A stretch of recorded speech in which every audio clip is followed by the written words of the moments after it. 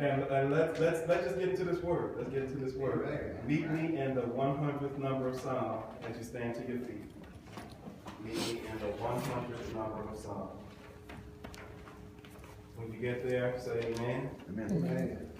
Amen. When you have found that address, please knock on the door of verse 4. When you found the address of Psalm 100, knock on the door of verse 4. If you have the King James Version of the Bible, read along with me on the count of 3. 1, 2, 3. Enter into his gates with what? Thanksgiving, and into his courts with praise. Be what? Thankful unto him, and bless his name. For those of you who were not there, it says, enter into his gates with thanksgiving, and into his courts with praise. Be thankful unto him, and bless his name. For the next 20 minutes or so, I'd like to talk from the subject, I got something to say. Amen. You may be seated in the presence of God. Years ago, my mother taught me from something that her mother taught her. And she said, son, whenever someone does something that you did not deserve or that you did not earn, the correct response to that person is to say, thank you. Whenever someone does something for you. Because in a world in which we live in, we understand that people do not have to be nice to you. Amen. Up the amens for me. Up the amens. In a world in which we live, my pastor used to say, it's so nice to be nice. It doesn't cost very much to be nice. And then he would say, look at your neighbor and say, so why aren't you nice?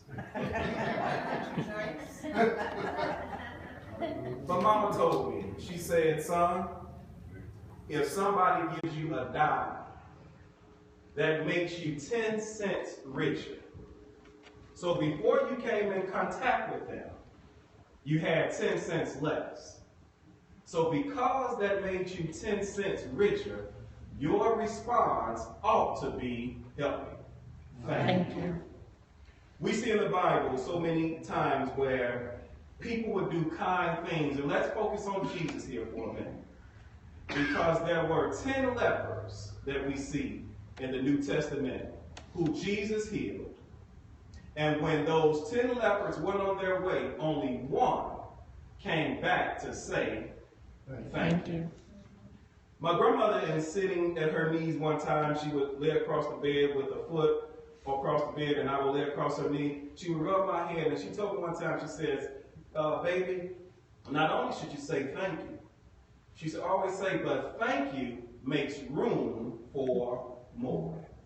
So I kept that in my mind, and this morning as we go into this text, I understand that I owe God a thank you.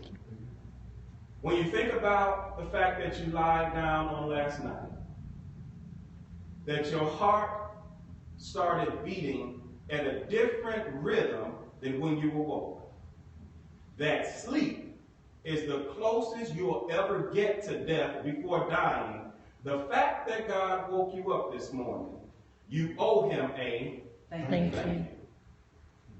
Not only did he wake you up, but I see that you have the activity of your limbs.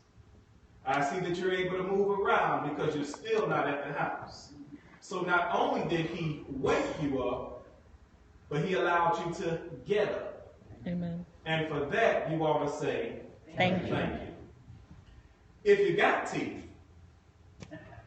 and he allowed you to brush them this morning, you ought to say thank you for the toothpaste, the toothbrush, the bad Odessa water that you use to brush your teeth. Every act of kindness deserves a thank you. Now, for those of you who missed the first five minutes of this message, let's go